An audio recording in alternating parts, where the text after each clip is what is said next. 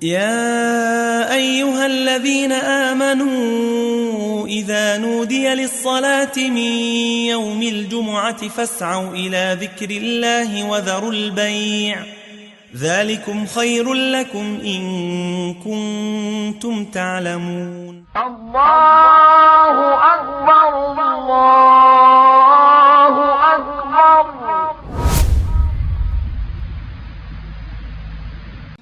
أعوذ بالله من الشيطان الرجيم. بسم الله الرحمن الرحيم. الحمد لله والصلاة والسلام على رسول الله صلى الله عليه وسلم. أما بعد، السلام عليكم ورحمة الله وبركاته. Raha sanabavy anatin'ny finoana Islam. Amin'ity andro an'ity dia aka lohahevitra izay misy fitohizana antsika amin'ny ity fandaharana ity.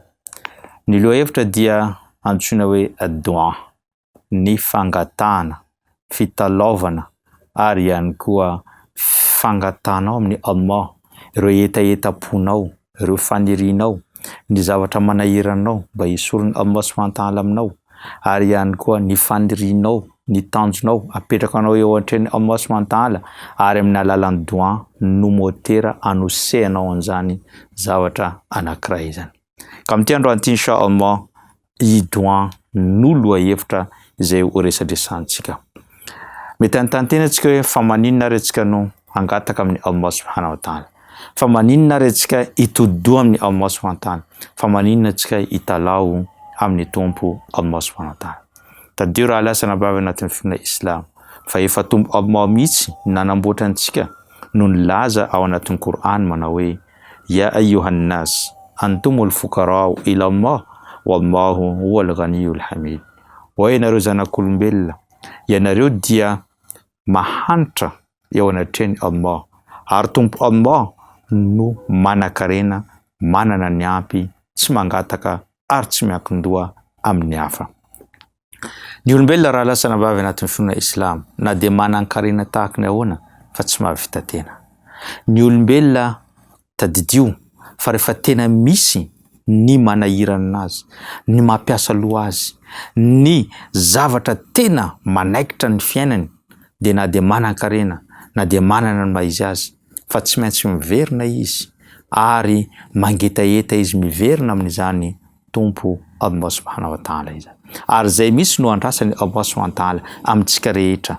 Tsy misy olona mahavita tena, tsy misy olona manana ny ampy, fa ny rehetrarehetra dia mifanampy ary tompo Allah no mampidina ny fahasoavany ety ambony tany ka hahatonga antsika ho ahazo fahombiazana eo amin'ny fiainantsika andavanandro.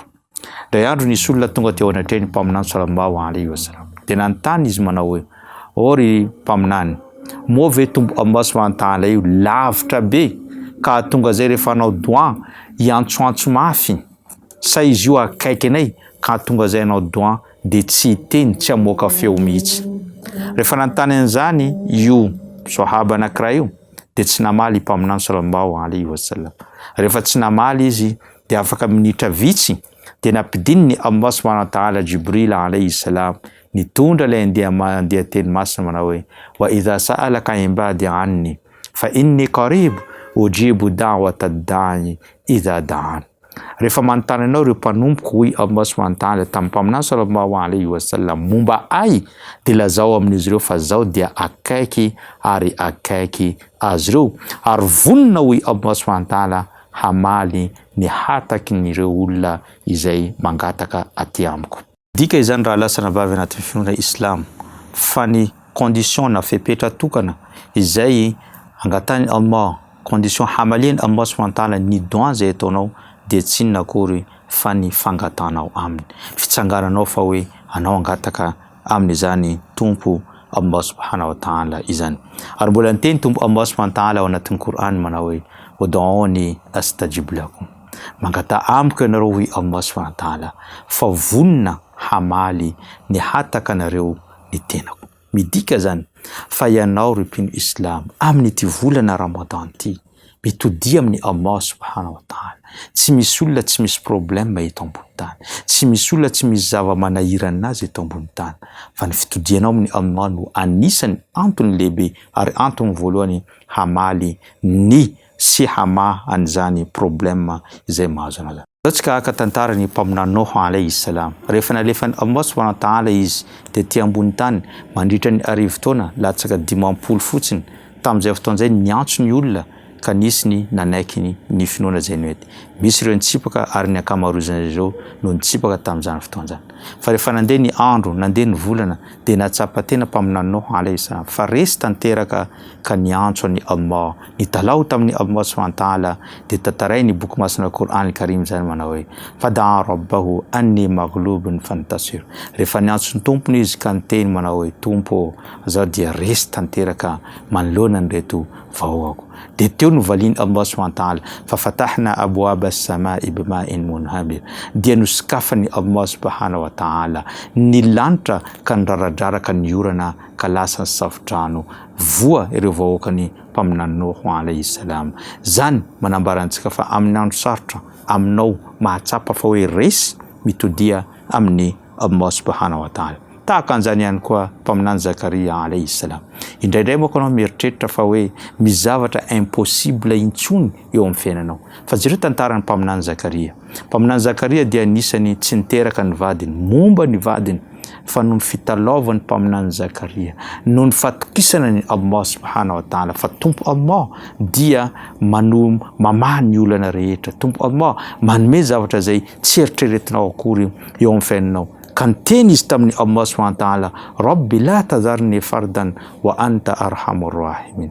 Tompo aza vela irery zaho tsy azo an'izany taranaka izany, aza vela irery zaho tsy azo ny olona zay andova ahy izany.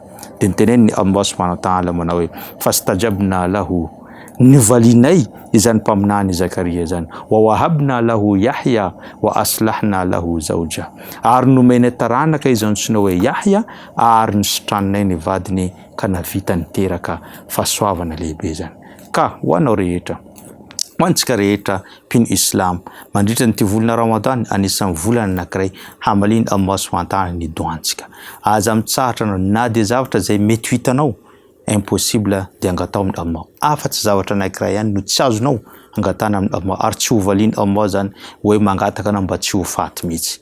Zay zavatra anankiray tsy azonao angatana satria tenen'ny Allah kullu nafsin dha'iqatul maut. Ny fanahy rehetrarehetra dia tsy maintsy manandrana an'izany fahafatesana zany. Zay ihany no zavatra tsy azonao angatana amin'ny Allah. Fa ny ankoatra zany na zavatra impossible aza dia vitany Allah subhanahu wa ta'ala indrindra antsika amin'ity volana Ramadan. Ka azadino raha lasa anabavina ny finoana Islam mitodi-doha amin'ny Allah subhanahu wa ta'ala indrindra 5 minutes na 10 minutes alohan'ny fanaovana iftary satria tena mpaminany sallallahu alayhi wa sallam walisaim inda fitrihi da'watun la turad. Ary ny mpifehivava amin'ny fotoana izay amahany fifehezana dia raha manao an'izany doa zany dia voavaly avy hatrany. Ka mangataka amin'ny Allah subhanahu wa ta'ala antsika rehetra mba ho samy voavaly ny ataka izay ataontsika. Mangataka amin'ny Allah mba tsy hanadino ireo raha lantsika ihany koa eo am-pamahana zany iftar zany. Zay ngamba ny mahakasika ny doa fa mbola ho tohizantsika raha mpitso sy afaka pitso mahakasika zany doa zany satria nisan'ny lohateny lehibe, lohahevitra lehibe mahakasika zany doa zany indrindra amin'ity volana Ramadan, shahrud du'a, shahr Ramadan al-Karim. Zay ngamba no fandaharantsika tamin'ity androany ity. Isorako anao nanaraka an'izany hatrany am-piandohana ka hatramin'izao fiafaran'izao ny tenako dia mametraka mandrapitafa ho amin'ny raha mpitso indray. Wassalamu alaikum wa rahmatullahi wa barakatuh.